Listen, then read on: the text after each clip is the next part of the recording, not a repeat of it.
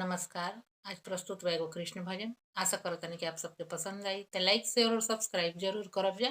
Comment करके भी बताइब जा कि हमार गीत भजन रउआ लोग के कैसन लागेला। धन्यवाद। हम बोलाई कान्हा के, कान्हा बोलावे हमके। अरे हम बोलाई कान्हा के, कान्हा बोलावे हमके। अरे माखन मिश्री लेके गईनी, साथ में दही कटोरी। अरे माखन मिश्री लेके गईनी, साथ में दही कटोरी। अरे हम खिया